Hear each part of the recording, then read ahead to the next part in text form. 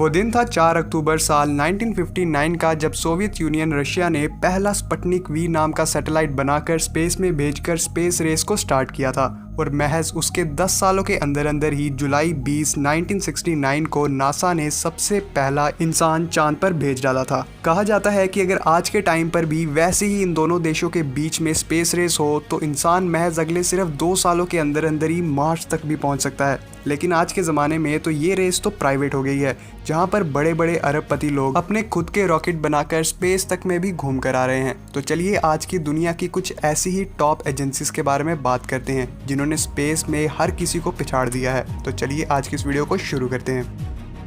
Virgin galactic मेरी personal favourite और कुछ ही देर में काफी ज्यादा नाम कमाने वाली इस कंपनी को ओन करते हैं सर रिचर्ड ब्रैंसन। इस कंपनी को साल 2004 में सर रिचर्ड ब्रैंसन ने ही स्टार्ट किया था, जो कि उनके एक बचपन का सपना था। इस कंपनी को बनाने का मेन मकसद था कि स्पेस टूरिज्म को सेफ, काफी ज्यादा अफोर्डेबल और सबके लिए आसान बनाना। इस कंपनी का मेन हेडक्वार्टर है कैलिफोर्निया यूएसए में और इसे ऑपरेट किया जाता है न्यू मैक्सिको से। ये कंपनी मेन सुर्खियों में तब आई जब इसके मिशन को काफी ज्यादा नाम मिला, जो कि है VSS स्पेस मिशन, जिसमें कि रिचर्ड ब्रैंसन अपने कुछ क्रू मेंबर्स के साथ अपने ही कंपनी द्वारा बनाए गए स्पेस शटल में बैठकर धरती के लोअर ऑर्बिट में चक्कर लगाकर धरती पर वापस आ जाते हैं। और इस मिशन में श्रीषा बंडला, जो कि इंडिया की सेकंड वुमेन बन गई है जिन्होंने स्पेस में कदम रखा हो, वो भी मौजूद थी। इस कंपनी के शुरुआत के 10 साल काफी ज्यादा उतार चढ़ाव से भरे थे और इस कंपनी को एक टाइम पर बंद करने की नौबत भी आ गई थी, लेकिन रिचर्ड ब्रैंसन की लगातार मेहनत और प्रयास की वजह से आज ये कंपनी इस मुकाम पर पहुंच पाई है।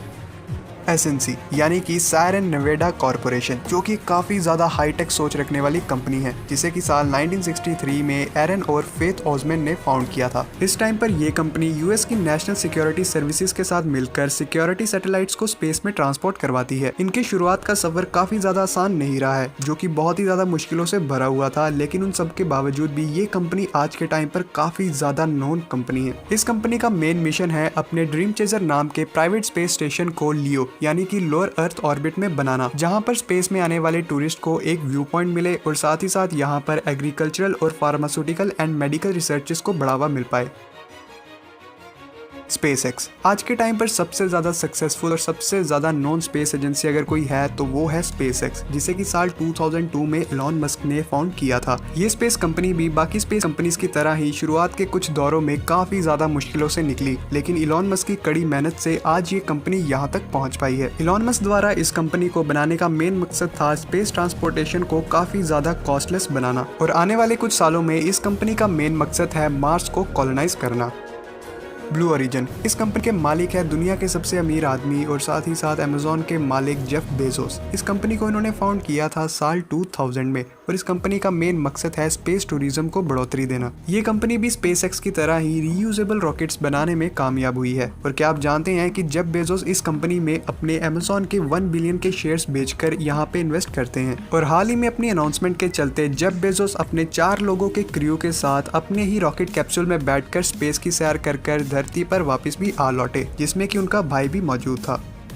Orbital Sciences Corporation Spacelift Private Limited इस कंपनी को फाउंड किया था सर डेविड W. थॉमसन ने साल 1982 में। इस कंपनी का मेन मकसद ये था कि ये कॉमन इंडिविजुअल्स के लिए प्राइवेट स्पेस सैटेलाइट फैसिलिटीज को काफी ज्यादा चीप और अफोर्डेबल बना सके, लेकिन शुरुआत में इसके साथ काफी ज्यादा प्रॉब्लम्स हुई, लेकिन बाद में गवर्नमेंट की सपोर्ट की वजह से इस कंपनी को काफी ज्यादा कॉन्ट्रैक्ट्स मिलना स्टार्ट हो गए और अब ये गवर्नमेंट के लिए प्राइवेट रिमोट सेंसिंग सैटेलाइट्स और भी आर्मी सैटेलाइट्स को स्पेस में ट्रांसपोर्ट करने के लिए जानी जाती है। और 2015 में इसे नॉर्थरोप ग्रुमन द्वारा खरीद लिया गया था, जो कि एक वेपन कंपनी है।